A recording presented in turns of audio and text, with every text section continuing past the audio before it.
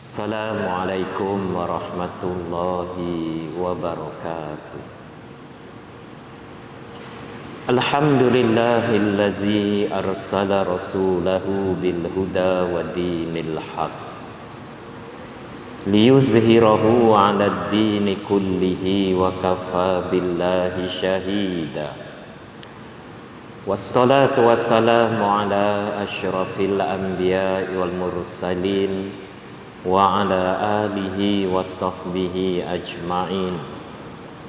Subhanaka la ilma lana illa ma 'allamtana innaka antal alimul hakim. Wala haula wala quwwata illa billahil aliyyil azim. Pertama-tamanya marilah kita merafakkan syukur kepada Allah Subhanahu wa taala kerana dengan izin dan limpah rahmatnya kita dapat sekali lagi menunaikan solat fardu maghrib berjamaah pada 14 hari bulan Jamadil Awal 1445 Hijrah.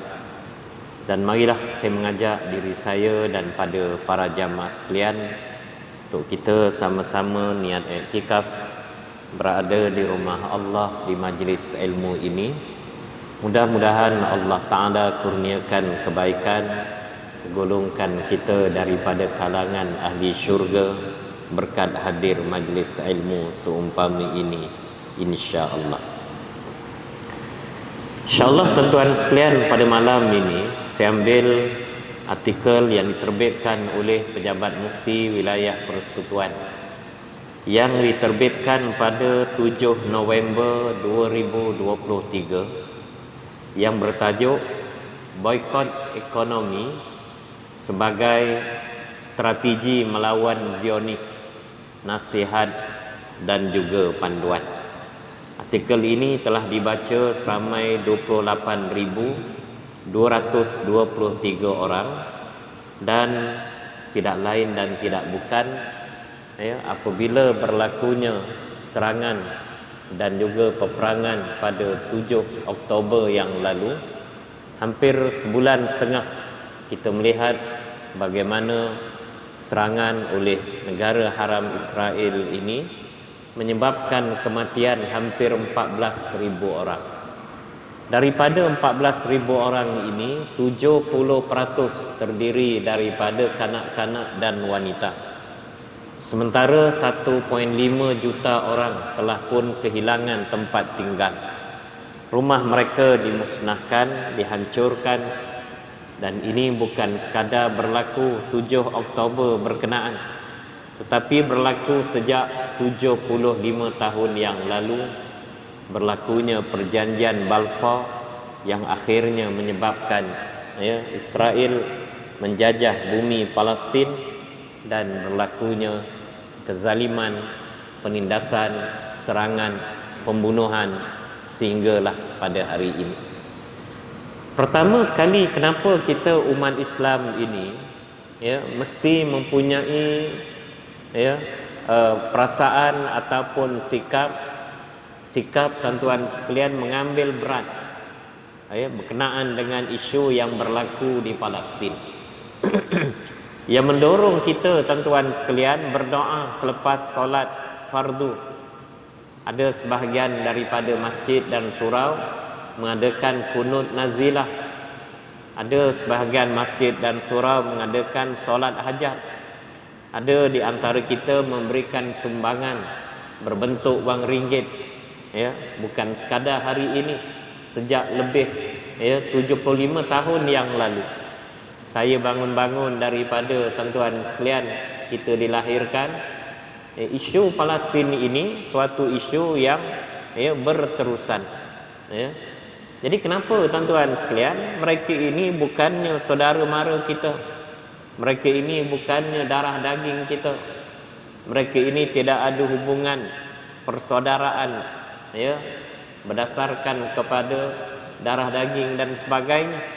Tetapi kenapa kita setiap waktu solat berdoa, kunut nazilah, dan kita tuan-tuan sekalian solat hajat, dan kita tuan-tuan sekalian mengutip ataupun memberikan sumbangan Tidak lain dan tidak bukan, tuan-tuan sekalian, Islam mengajar kita supaya kita ini, tuan-tuan sekalian, sentiasa mengambil berat masalah yang berlaku kepada umat Islam yang lain. Nabi SAW menyebut dalam hadisnya, "Man la yahtam bi amril muslimin falaisa minhum." Ya, sesiapa yang tidak mengambil berat, sesiapa yang tidak mengambil cakna berkaitan nasib yang menimpa umat Islam, maka mereka tidak tergolong daripada umat Islam berkenaan. Kita boleh, tuan-tuan sekalian, di saat Palestin diserang, ya, mereka, tuan-tuan, dizalimi, mereka dibunuh, kita, tuan-tuan sekalian, ya, hanya mendiamkan diri. Nabi SAW menyebut mereka ini tidak tergolong daripada kalangan umat Islam. Kerana umat Islam ini, tuan-tuan sekalian, mereka seumpama satu jasad. Apabila sakit, maka akan dirasai oleh seluruh anggota badan berkenaan. Dalam hadisnya yang lain, Nabi SAW menyebut,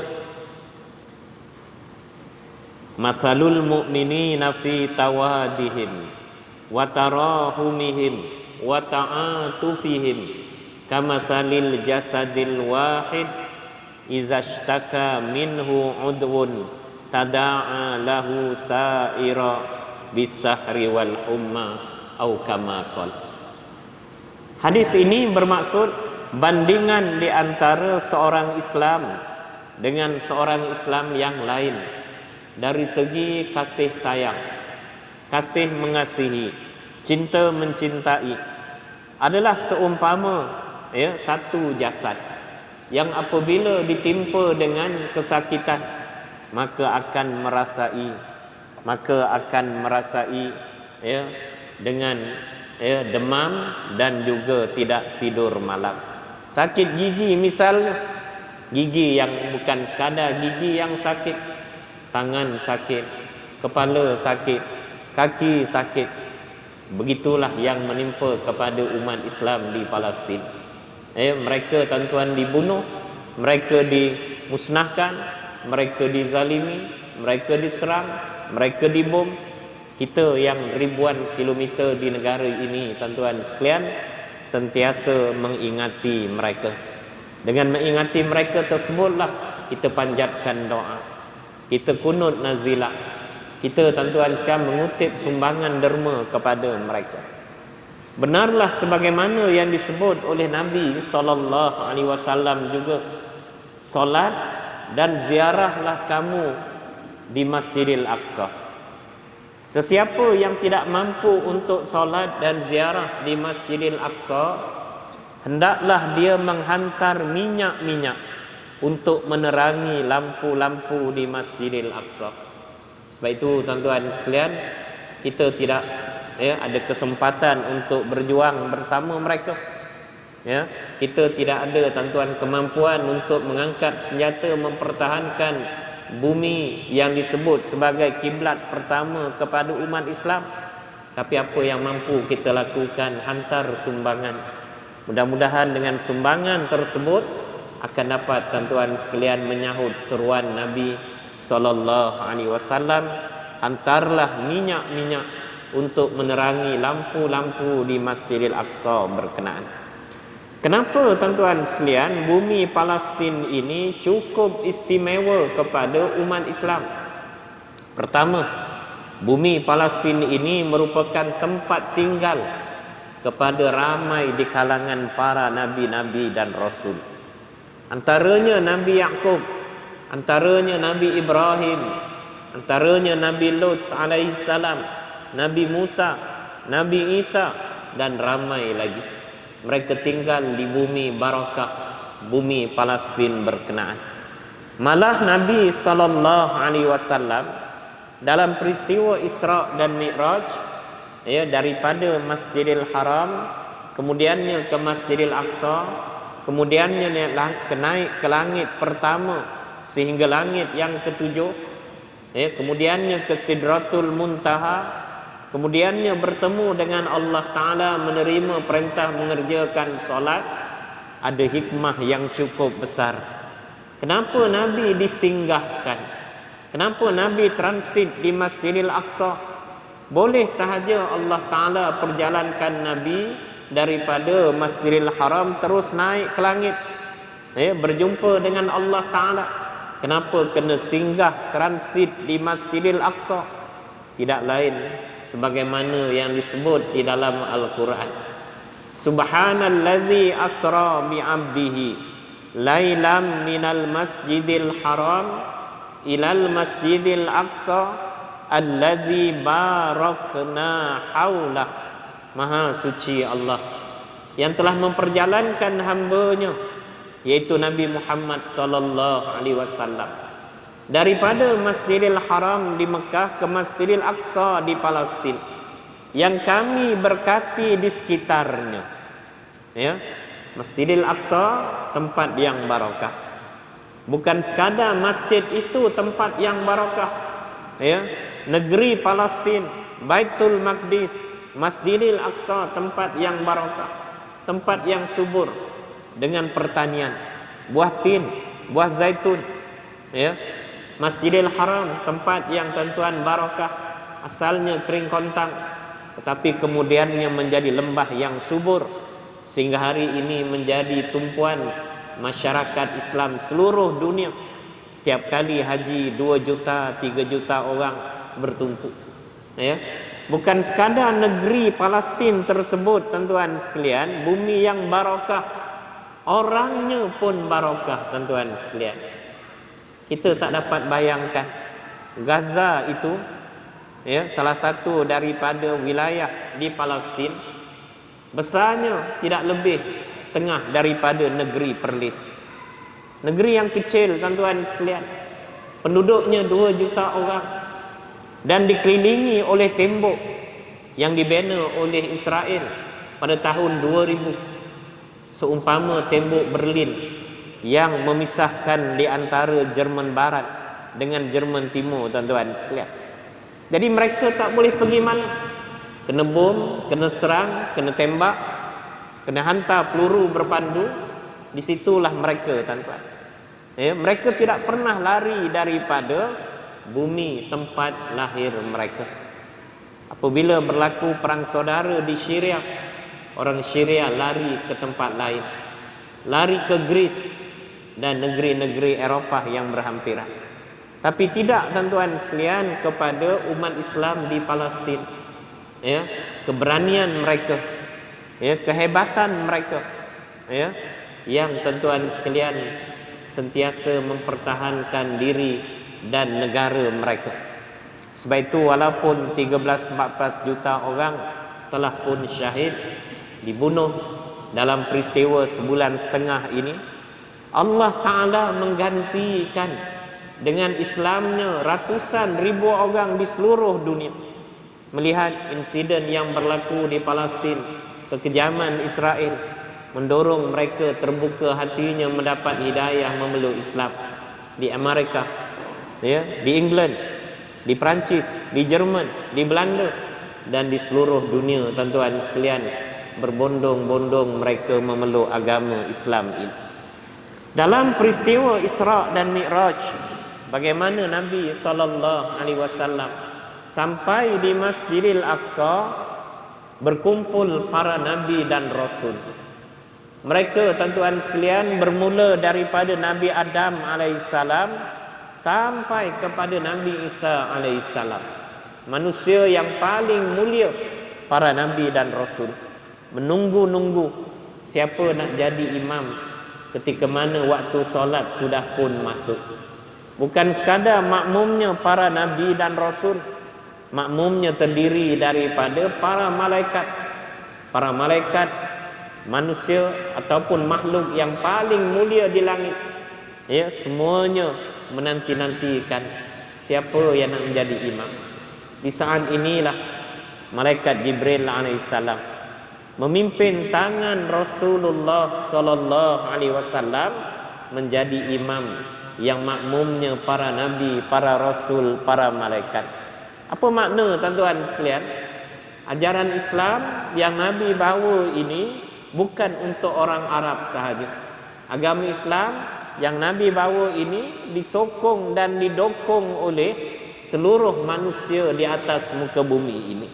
Utusan Allah Ta'ala kepada 124,000 orang Nabi, 313 orang Rasul, semuanya mewakili manusia-manusia di atas muka bumi ini.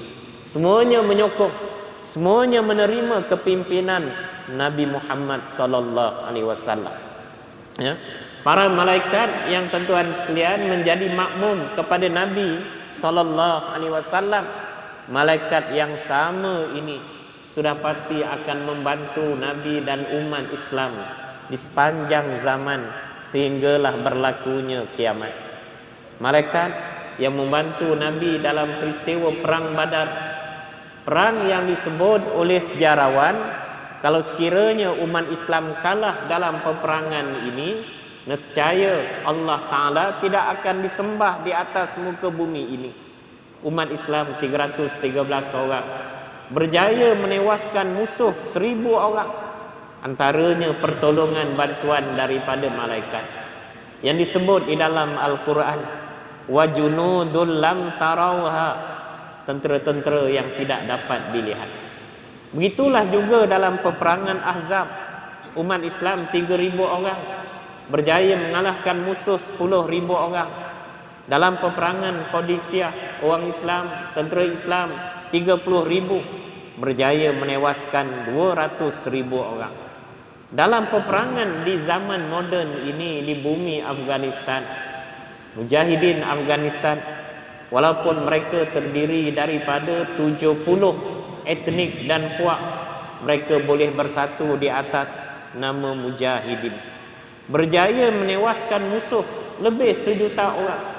Sebab itu tuan-tuan yang dirahmati Allah Ta'ala sekalian, tidak lain dan tidak bukan bantuan daripada para malaikat. Sama sebagaimana yang berlaku di Palestin.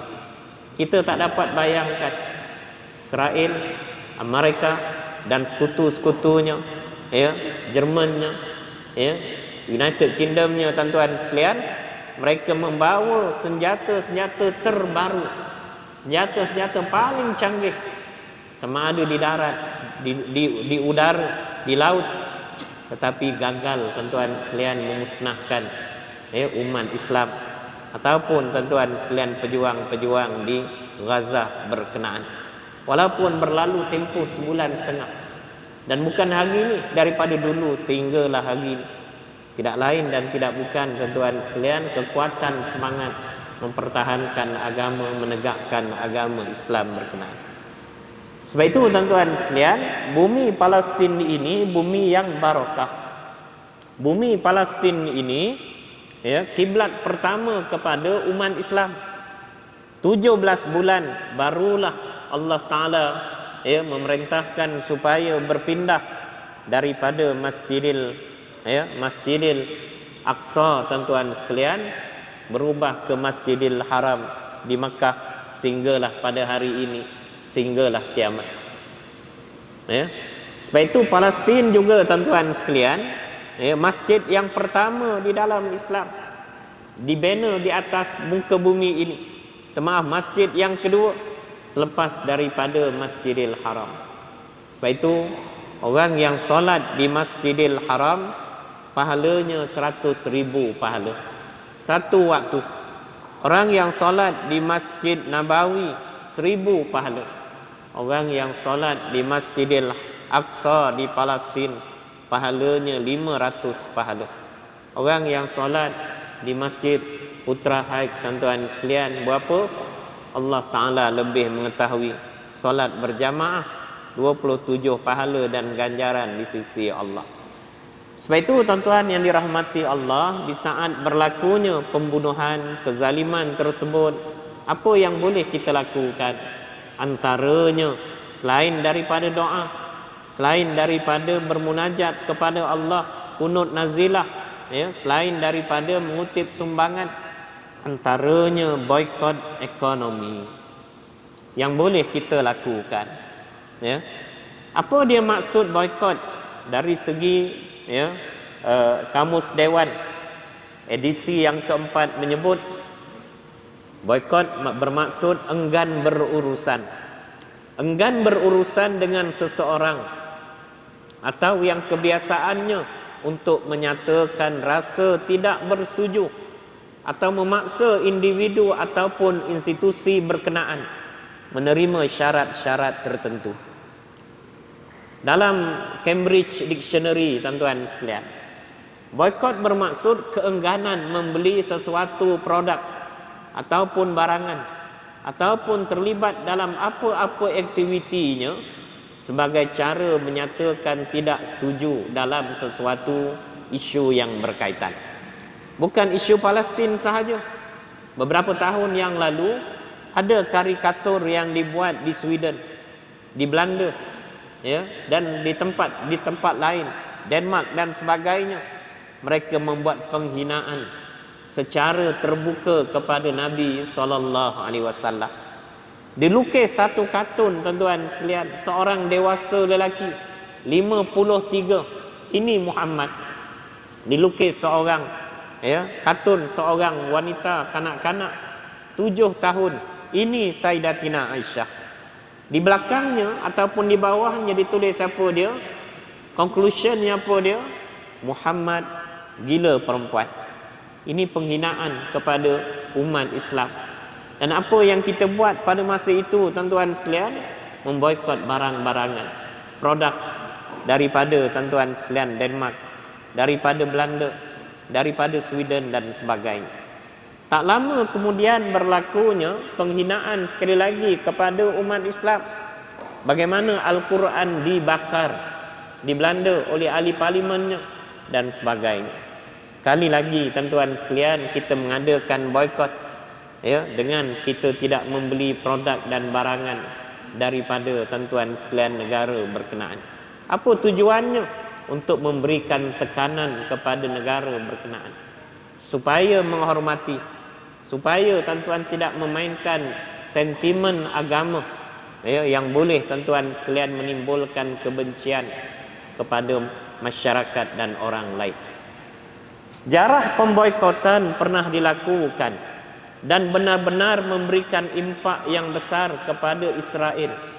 Pada tahun 1945 ada satu resolusi yang dikeluarkan bertajuk The Boycott of Zionist Goods and Products oleh 7 anggota Liga Arab 1945, tuan-tuan. 7 anggota Liga Arab, ya, mereka boleh bersatu untuk, tuan-tuan sekalian, memboikot barang-barang daripada Israel. Tahun bila? 45. Tahun 2023, tuan-tuan sekalian, senyap sunyi, tuan-tuan sekalian. Ya. Israel berapa ramai penduduknya? 3 juta orang. Seluruh negara jiran, negara-negara Arab, termasuk, tuan-tuan, negara-negara Arab, negara Teluk, tuan-tuan, Yaman, Saudi, Qatar, Bahrain, hampir penduduknya 300 juta orang. Israel hanya, tuan-tuan, 10% sahaja. Sehingga ada kata-kata nakal menyebut, kalaulah seluruh penduduk Arab di sekitar Israel ini kencing menghala ke Israel, tuan-tuan sekalian, banjir Israel. Tapi kerana mereka tidak bersatu padu, akhirnya mereka, tuan-tuan, dikalahkan. Ya. Apa, tuan-tuan sekalian? Boikot berkenaan 1945 terkandung bahawa sebarang produk keluaran Yahudi hendaklah dikira dan tidak dikehendaki dalam negara Arab. Seluruh warga Arab, sama ada institusi, organisasi, usahawan, ejen dan individu, mestilah menolak untuk berurusan, mengedar dan juga menggunakan produk keluaran Zionis. 1945, tuan-tuan sekalian, boikot ini menunjukkan kejayaan. Apabila Israel mengadu kepada Majlis Keselamatan Bangsa-Bangsa Bersatu. Itu bila, tuan-tuan? 1945. Secara umumnya, adakah ataupun apakah hukumnya kita berurus niaga, bermuamalah dengan Yahudi? Adakah dibolehkan? Secara umumnya hukum bermuamalah dengan orang Yahudi adalah dibenarkan, adalah diharuskan, adalah harus hukumnya selagi mana ia adalah produk yang halal, selagi mana mereka Yahudi ini tidak membunuh umat Islam, selagi mana mereka tidak menghalau umat Islam keluar daripada negara ini. Ini prinsip umum. Nabi SAW berurus niaga dengan Yahudi. Diceritakan dalam satu kisah, Nabi berhutang dengan Yahudi 50 dirham. Beberapa hari sebelum daripada tempoh bayaran itu tamat, Yahudi ini datang memaksa Nabi membayar hutangnya 50 dirham berkenaan. Sedangkan tempohnya ada beberapa hari lagi. Bukan sekadar mereka memaksa, mereka berkasar kepada Nabi SAW, menarik serban yang digantung, diletakkan Nabi di lehernya, sehingga leher Nabi luka, sehingga leher Nabi, tuan-tuan sekalian, berbekas merah. Di saat inilah sahabat yang bernama Sayyidina Umar Al-Khattab hampir membunuh Yahudi berkenaan, tetapi dilarang oleh Nabi SAW. Nabi minta dibayar kepada Yahudi ini 80 dirham. Yahudi ini terkejut, hutang 50 tapi dibayar 80 dirham. Apa kata Nabi SAW? 50 ini hutang aku, 30 dirham lagi ini hadiah daripada aku, kerana kebiadaban kamu menuntut hutang yang menyebabkan hampir sahabat aku Sayyidina Umar hampir membunuh kamu. Ini berlaku dalam peristiwa hijrah, tuan-tuan sekalian. Nabi daripada Mekah ke Madinah, perjalanan hijrah itu selamat, antaranya dengan jasa seorang Yahudi, penunjuk jalan yang bernama Abdullah bin Abi Uraikid. Dia bukan Islam, dia Yahudi, tapi yang Yahudi yang tidak memusuhi Nabi dan umat Islam. Dia menunjukkan jalan paling singkat, shortcut untuk sampai ke Madinah. Jalan yang paling selamat, jalan yang tidak dilalui oleh ramai orang. Jadi dengan sebab itu secara umumnya kita boleh bersahabat ataupun berurus niaga, mengadakan transaksi dengan Yahudi selagi mana produknya halal, selagi mana mereka tidak membunuh umat Islam, selagi mana mereka tidak menghalau umat Islam keluar daripada negara. Sebab itu dalam satu hadis yang lain, Nabi menyebut sesungguhnya Nabi SAW membeli makanan daripada seorang Yahudi dengan pembayaran secara bertangguh dan mencagarkan baju besi baginda. Imam Nawawi menyebut ketika mensyarahkan hadis ini bahawa harus bermuamalah dengan orang bukan Islam, termasuk Yahudi, yang disepakati oleh para ulama dengan syarat terhad kepada perkara yang dibenarkan sahaja. Akhirnya tuan-tuan sekalian, ketika mana kita melihat apa yang berlaku pada hari ini, apa boikot yang boleh kita lakukan, apa panduan dan nasihat yang boleh kita berikan kepada masyarakat. Panduan berikut amat wajar dipertimbangkan agar boikot yang dilaksanakan benar-benar bermatlamat, mencapai tujuan, berstrategi, tidak menyimpang daripada objektif yang digariskan, dan tidak menzalimi mana-mana pihak yang tidak bersalah.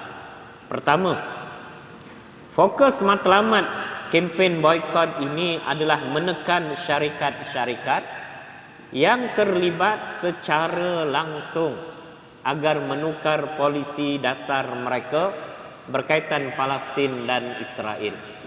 Yang kedua, dalam melaksanakan boikot ini, sikap tabayyun, menyemak terlebih dahulu kebenaran sesuatu isu berkenaan adalah amat diperlukan bagi memastikan syarikat yang ingin diboikot ini benar-benar ada penglibatan secara langsung dengan Israel. Macam mana nak tahu secara langsung? Misalnya dia buat statement, misalnya dia buat media, statement misalnya disiarkan di media sosial mereka, disiarkan tuan-tuan di website mereka, bahawa sekian peratus percentage daripada keuntungan perniagaannya disumbangkan kepada Israel untuk menjajah bumi Palestin.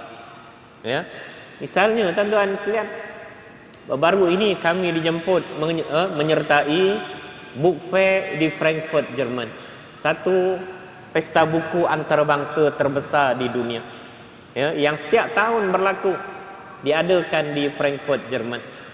Beberapa tuan-tuan sekalian, hari selepas daripada 7 Oktober, syarikat penganjur ini membuat kenyataan rasmi bahawa syarikat tersebut membantu penjajahan dan serangan Israel kepada bumi Palestin. Kami boikot dengan kami tidak menyertai pesta buku berkenaan. Pada tahun 1980-an, kalau tuan-tuan masih ingat lagi, Malaysia pasukan bola sepak Malaysia berjaya ke final Sukan Olimpik di Moskow di Rusia, tuan-tuan sekalian. Masuk dah final. Tapi kerana pada masa itu berlakunya penjajahan ataupun serangan pendudukan oleh Soviet Union di Afghanistan bermula tahun 80 sampai tahun 90, maka kita tuan-tuan boikot dan tidak menyertai pertandingan bola sepak akhir Olimpik di Moskow berkenaan. Begitulah tuan-tuan sekalian, maknanya kita kena tabayun terlebih dahulu sama ada syarikat yang ingin diboikot ini benar-benar terlibat secara langsung. Ada beberapa pasukan bola sepak, antaranya di Liga Perdana Inggris, yang memecat ataupun yang menamatkan kontrak pemain bola sepaknya yang didapati mempromosikan Palestin ataupun yang menyokong Palestin. Sebab itu tuan-tuan sekalian, perlu dilihat pasukan ataupun syarikat tersebut membantu secara langsung dengan kenyataan rasmi dan sebagainya. Ada 4 tuan-tuan sekalian syarikat yang membuka perniagaan di Israel, termasuk di Palestin. Antaranya syarikat McDonald's, antaranya L'Oreal, antaranya Coca-Cola, antaranya tuan-tuan sekalian Nestle. Dan sebab itu tuan-tuan sekalian, sumbangan mereka ataupun keuntungan tersebut antaranya memang disumbangkan kepada pendudukan Israel kepada negara Palestin tersebut. Adakah sama tuan-tuan sekalian McDonald Malaysia dengan McDonald induknya di Amerika Syarikat? Yang ni kita kena tabayun. Pertamanya McDonald Malaysia telah pun dibeli oleh syarikat bernama Reza Group daripada Arab Saudi dan mempunyai tuan-tuan sekalian rakan perniagaan beragama Islam di negara ini sejak beberapa tahun yang lalu. Memang setiap tahun McDonald Malaysia tuan-tuan membayar royalty sebanyak 5% kepada McDonald induk di Amerika. Tetapi tuan-tuan sekalian, kenyataan rasmi oleh McDonald Malaysia, 5% tersebut adalah untuk menaik taraf sistem dan juga untuk latihan. Dia tak sebut untuk disumbangkan kepada Israel. Jadi ini tuan-tuan tabayun yang sepatutnya kita faham. Yang keduanya, McDonald Malaysia pemegang sijil halal yang sah yang dikeluarkan oleh JAKIM. McDonald Malaysia tuan-tuan sekalian mengeluarkan zakat beberapa juta setahun. McDonald Malaysia mempunyai lebih 21,000 pekerja yang sebahagian besarnya terdiri daripada umat Islam. Jadi sebab itu tabayun ini perlu untuk kita memastikan boikot itu benar-benar sampai kepada matlamatnya. Bukan ikut netizen yang menjatuhkan hukuman tanpa sebarang fakta tuan-tuan sekalian. Sama sebagaimana KFC.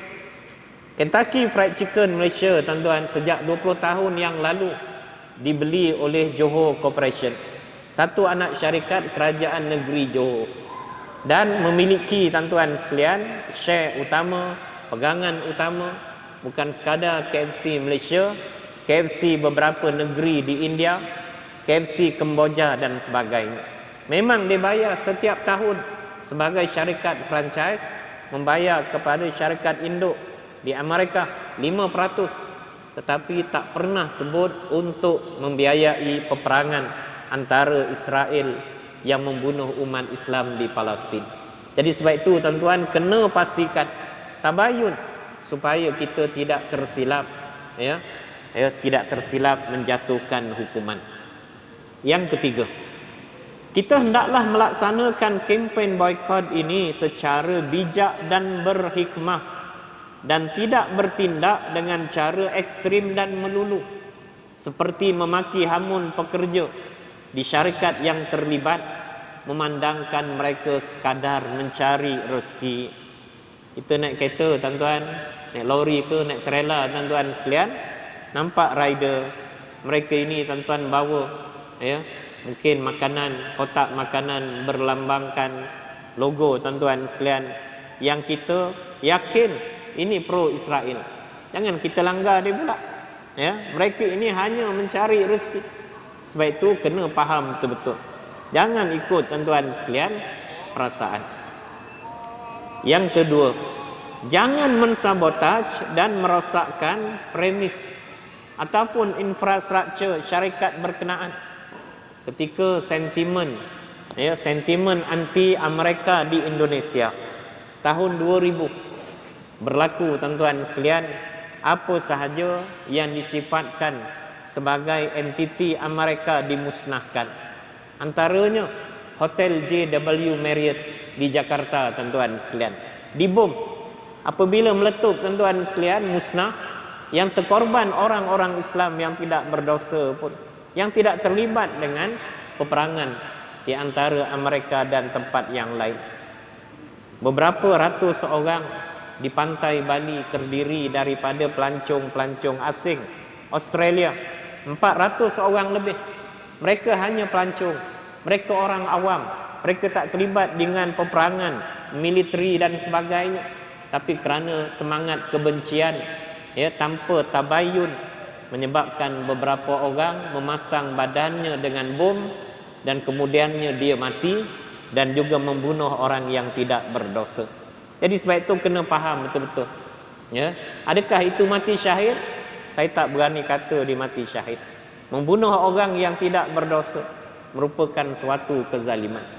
Dan yang ketiga, tuan-tuan sekalian, jangan mengambil gambar pelanggan yang sedang makan. Ini kita kata, tuan-tuan sekalian, ini syarikat pro Israel. Kita pun ambil gambar, kita pun viralkan. Ini orang pro Israel, orang Yahudi dan sebagainya. Ini suatu sikap yang sepatutnya tidak berlaku, yang boleh, tuan-tuan, menjadi suatu merosakkan, menjadi perpecahan dan sebagainya.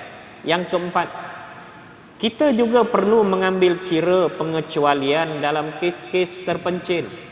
Contohnya, terdapat pihak yang tidak mampu menjayakan keseluruhan boikot jenama berkenaan kerana kekangan tertentu, seperti masalah kesihatan dan ubat. Ubat jantung dia, syarikat Amerika sahaja yang keluarkan. Syarikat tersebut dimiliki oleh Yahudi misalnya. Tak ada alternatif lain, tak ada syarikat lain.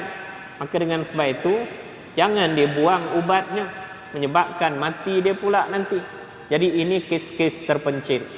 Dalam keadaan darurat, walaupun ia berbentuk, tuan-tuan sekalian, barang ataupun produk yang haram, ia diharuskan. Selagi mana, tuan-tuan sekalian, ia merupakan suatu yang tidak ada pilihan lain. Macam kita dulu, tuan-tuan, kita zaman tahun 80-an, 70-an, nak pergi Mekah, wajib mengambil suntikan insulin. Suntikan insulin pada masa itu mengandungi bahan yang bercampur dengan sumber babi, tuan-tuan sekalian. Tak ada pilihan. Alhamdulillah hari ini sudah ada pilihan. Sebab itu pastikan dalam kita tuan-tuan memboikot, mesti memboikot secara bijak dan berhikmah. Yang kelima, yang terakhir, hukum pekerja yang bekerja di syarikat franchise yang mereka membayar royalty kepada syarikat induk yang mungkin terlibat dengan menyumbang kepada negara haram Israel adalah harus, dan gaji mereka adalah halal selagi mana syarikat yang mereka bekerja tersebut tidak membantu Israel secara langsung seperti memberi sumbangan. Sebab itu yang paling utama kita kenal pasti, adakah ia syarikat yang memberi bantuan secara langsung. Sebab itu ada banyak lagi syarikat yang lain. Misalnya dalam industri kad kredit. Kad kredit tuan-tuan sekalian dikuasai oleh syarikat Vanguard. Syarikat Vanguard ini membekalkan 50% industri senjata tuan-tuan di Israel. Yang ini terang-terang tuan-tuan sekalian. Jadi sebab itu ada satu kaedah menyebut, kalau kita tak mampu buat semua, jangan tinggal semua. Maknanya tinggalkan apa yang kita mampu.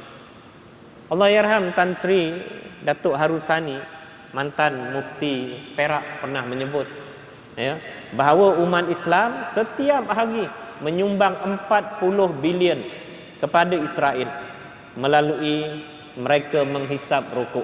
Yang ni tak ada khilaf tuan-tuan. Orang yang merokok kalau dapat tinggalkan. Kerana sudah pasti syarikat-syarikat rokok ini di belakangnya Yahudi, di belakangnya Israel.